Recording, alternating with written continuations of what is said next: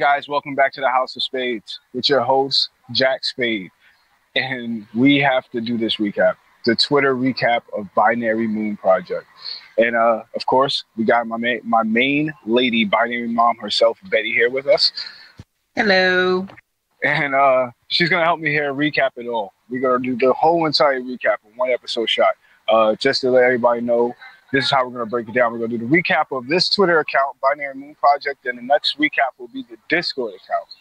And we got a special recap coming up where we discuss that at the end of this one. But first, let's start it off. Betty, you want to start it off for us? The Twitter recap of it. Okay. So the Binary Moon Project experience began on July the 15th, 2018 at approximately 12:15 a.m. Eastern Standard Time. On the Fantastic Daily Saturday night live stream, a potential caller named Yellow Mist popped into the Discord, and he was allowed to speak during the live stream. Shortly after, a caller named Michael, which is Yellow Mist, called into the stream and was reporting that he was walking across an empty parking lot to his car when a strange ball of light appeared into the sky. At first, he thought it was the moon.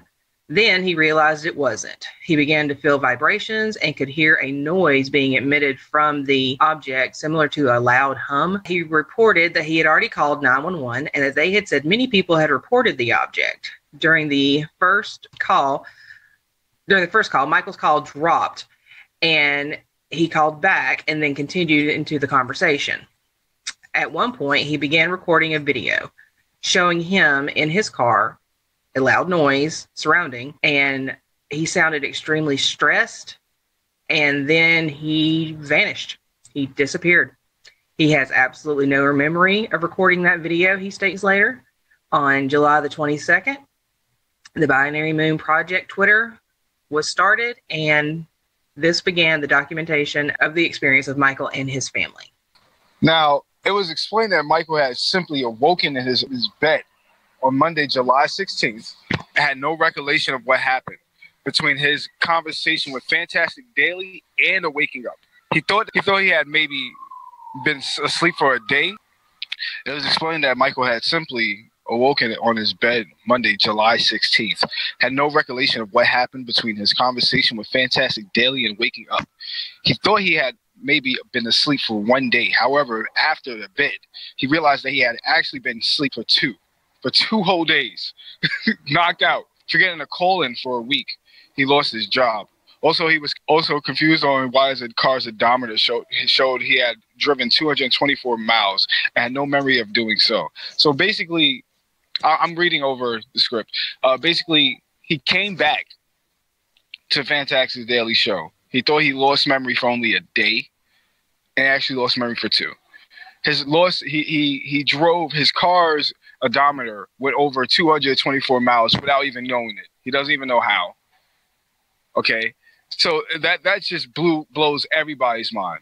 After that, he spoke to his wife on the phone. She was returning home from a trip on Wednesday, 18th, admitting the experience as to not to worry about her. Didn't tell her nothing at all. Didn't tell her nothing at all. You know, just not to worry her. You know, being a good husband she is. Once she returned, Michael told her about the event. Once she returned, you know, because you gotta tell her something. Told her about the event and did not believe, and she did not believe him at all. I mean, who wanted to believe about you? Hey, you got abducted for aliens. I mean, none of us believed the fucking story in the first place. I wouldn't have. Well, kind of. After a little while, when she returned, Michael told her about the event, and she did not believe him. However, that night, his wife, Sammy, witnessed the same object in the sky, ran to tell him. Michael and Sammy began watching the object in the sky in the coming nights, as did the neighbors. So overall, they started witnessing it. After Mike's wife came back, everybody started seeing this big-ass fucking glow in the sky, this big light, so to speak, you know. And all the neighbors seen it, people in the town, Sammy, and it was like, what the hell's going on? I've been like, what the fuck too? You know, we all started seeing it on Twitter. It was like, what is this big light in the sky? What is this second moon, so to speak? Oddly, no one even worried about it or disturbed by it after night after night. As the Twitter goes on, Mike makes numerous posts about different occurrences during the evening, and as well as keeping us updated on how Sammy seems to become affected by it. During this time, Michael gives an interview with Fantastic Daily, and it's discovered that while Michael lives in the United States, the outline of the states itself are slightly different. Michael lives in a state called Istaba, in the capital of Bishop. On our map, Listaba could be within Montana, so something is off. All right, plain and simple. Basically, throughout the whole time, Mike's recording what's going on. Nobody's paying attention to it. Nobody's caring. Sammy's going through these fucking trances where she's sleepwalking. She's humming tunes like Twinkle Twinkle Little Star, and nobody's caring. He comes back and starts talking to Fantastic Daily, you know, FD. He has a good interview with him, and he's telling FD about how he lives in a different world or dimension, so to speak, with something like the United States, the same dimension like us, but things are a little different. The spot where he lives in would be Idaho, but it's actually a spot called Listaba. It goes on. It's crazy. Another thing is they don't have nuclear weapons. It's amazing. I also got intrigued into it myself, where I thought I had a twin there. I started making up my own theories on it. It was fucking wild. I met Betty upon these theories on Twitter as well, and a couple of other people. What else happened? And then sometimes Sammy also becomes angry and cold towards Michael after a while. You know, she starts becoming angry, more angry that he's posting about this big light in the sky. Oh man, I'm falling off track here. Betty, help me out here. What else happens? Well, yeah, Sammy did become distant, and she started arguing with Michael, and she was very cold. And he explained to all of us that this was completely out of the norm. It was not normal. All right, so going forward, on July the 30th, Michael takes the advice of Twitter followers and calls a news station to report the object. While he's relaying the information to she's kind of like a secretary, the person he is speaking to becomes upset when Michael says, "There's this damn thing in the sky." Then, in an almost robotic voice and quite aggressive, she says, "Stop. Don't ever take our twin's name in vain. Do not call again." And she abruptly hangs up. At this point, Michael's like, well, what the hell was that? And so we all start assuming that we have a name for this object and that it's called the twin. Later that evening, Sammy still isn't home yet from work, being 45 minutes late. Michael calls and texts, and eventually Sammy does respond. At this time, she tells him that she is going to stay at a friend's house for a while with their daughter due to her not trusting him. And she is also very upset that the Twitter account even exists to begin with. Michael discovers the next day that his television does not work, and if he tries to call family members in different states, the calls won't go through. It's just jumbled. He gets an error message. Something's off. So at this point, he starts to begin to believe that maybe the issues are because of this object. Also, during that time, his Twitter starts getting a little funky. He would repeatedly try to send messages, and they would pop up, so people would get notifications that they had gone through. However, then they would disappear, and it would say tweet failed. And this went on and on for a couple days.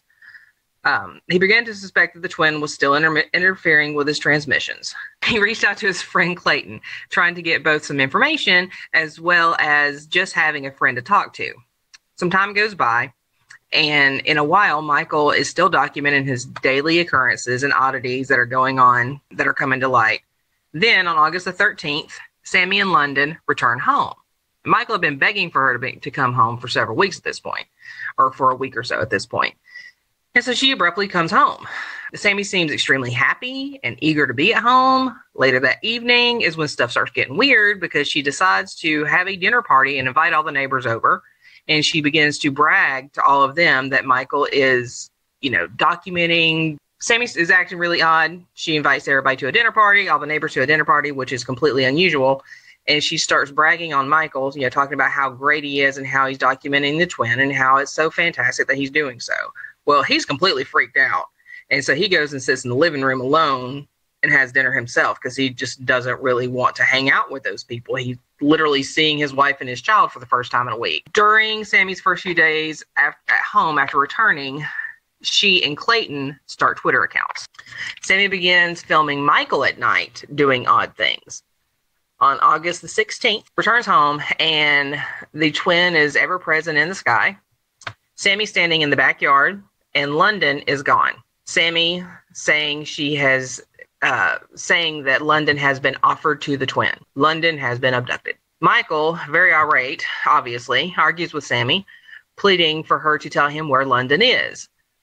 Later, or at the end of that video, actually another video popped up, and he is actually forced at knife point by Sammy and 2 others, who we don't know who they were, out of his home.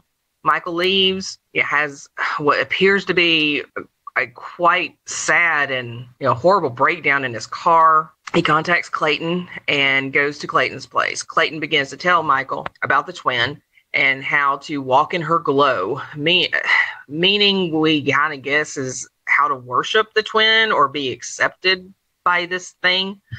If he does that, he will eventually see London again. Michael chooses to follow Clayton as Clayton begins a missionary work for the twin.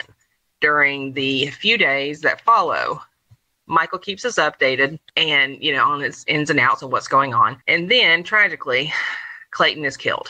The 2 of them encounter men who have guns at the edge of a town as they're trying to exit a town to cross into another one. Clayton goes up to speak to these gentlemen. Michael is safe. He's hidden. And we're not exactly sure what happened, but they opened fire and killed Clayton. Later that same day, August the 20th, a mandatory public statement appears on all 3 Twitter accounts, Sammy's, Michael's, and Clayton's, in reference to Clayton's death. We do not hear from Michael again until September the 2nd. So Michael comes back and he tells us, after a few days being alone, how he survived and gathered supplies. Most importantly, he introduces us to a dude named Banjee, who only appears at night, right? So this is the crazy thing. He helps Michael get away from the armed men that killed Clayton. And over the course of a few tweets, we learn that Michael becomes friends with Banjee. And then a video posted of Michael and Banjee having jokes, drinking beers, and then we get to see Michael working on some type of notepad. He's working on a book. We didn't actually get to see it at the first. We didn't get to really see what's going on, but after a while, we got to see a more glimpse of it, which was a passage of a Bible, so to speak. And then later on, the next clip we see is Michael going for a hike. He goes for his daily hike, and he says he's walking around, and things start feeling different in the air. He feels a difference in the atmosphere. So he starts trailing back to where him and Banjee was originally at, the campsite. So he goes back and he sees these men there going to his car, ransacking it. And so he hides out. So he puts up a poll of saying, hey guys, what should I do? Should I go back to the car or should I stay in the bushes? Oddly to say, everybody voted to go back to the car. He goes back to the car and realizes, oh shit, my car keys, the gun, and the fucking book that I was writing is gone, So all this is gone. So now he's fucking freaking out. So for a minute, he's gone. For 2-3 days, I believe, he was disappeared off the map. Nobody heard from him. Then comes back, and he's talking to me and FD. And he's telling me and FD about how Banjee's been staying in this cave for 2 years. Now he's living with Banjee, Banjee actually was the one who came and took the book and the car keys and the gun, not the guys, before he got there before the guys. And now it's becoming more better for him to be living with Banjee in this cave where he's at. Actually, he's living in a mine shaft. Correction, I apologize. Living in a mine shaft. He's living in a mine shaft. It's better for them because now he's able to be more active in writing this book that Banjee's want him to write. And now it has a higher chance of him getting London back as well. It's incredible though as well. He's ever when we was talking to him, when I had the interview with him, it was crazy because he was not the same Mike as we met before when we first met him. He wasn't the same cheery guy. He was different, He sent a cryptic message to us. He scared me in a way. I didn't know what to do. And I blame a lot of that fear because of Banjee being there, maybe. Because, Banjee seemed to have a lot of control on the interviews that I had with him along with FD's. There were certain questions that couldn't be asked or answered. Certain answers will come with anger from Mike's end through Banjee. Well, from Banjee's end through Mike, so to speak. It was scary. It was fearful. Go ahead, Betty. You want to add on? Yeah, something that's actually quite important that you forgot to mention, though, is that when Michael was showing the video when Michael was filming the video, rather, of him sitting with Banjee having the beers and they were talking and Banjee was telling a joke, none of us could hear Banjee and none of us could see Banjee. It's as if he just wasn't there. Later on, Michael did, comment, oh, well, Banjee was there. He was straight. It must have been a trick of the light because, he was sitting directly across from me. There was an empty chair across from him. Also, some of there's actually 2 interviews that House of Spades, did with Michael while he was in the cave that are now on the YouTube. You can go and look there to find them. In those videos, you kind of hear this weird clicking or ticking sound when Banjee is supposed to be speaking. And we know now what that is, but you'll have to wait until we get to the Discord portion before we can fill you in on that. All right, so going forward, on September the 26th, Michael receives a text message from Sammy stating that London is home, and it instructs him to come home now. Michael gives us an update and then proceeds to go home. Approximately 3 hours later, a video is uploaded. Unfortunately, we must be vague about this part due to YouTube rules. Michael returns home, walks in, calls for London and Sammy, and instead he encounters someone sitting at his kitchen table who looks very much like the Michael we have grown to know. The person sitting at the table also has the same voice as the Michael that we know. And this Michael then states that he's ready to do his duty. And our Michael says, okay, you're ready. And he says, I don't want to do it, but it's my duty. And then the video ends with a very shocking event. I would recommend going over to Twitter and watching the video. The following day, another video is uploaded with the same familiar voice, stating that the Michael we met in the very first video on the live stream never came back from being abducted, and that we have been duped this entire time into following a replicant. We don't really know exactly what you would call it, but basically a replicant of Michael. The only other time we ever witnessed Michael again was during the previous video. Later that day, after the Twitter audience thought that the project was completely over, the House of Spades began receiving multiple messages from the Yellow Mist account again. So our theory at that point was confirmed because we knew that it was not over. So overall, at the end of it all, we started getting a total takeover of the Discord. Our name was changed from House of Spades to Binary Observation Project, which backs up the theory of the Twitter account was an observation project. Not only of what's going on with Michael, but with us. Betty, you actually touched bases on that, didn't you? I think you can explain that better more. Yeah, that was during the first recap we tried to do, and we got interrupted by Yellow Mist.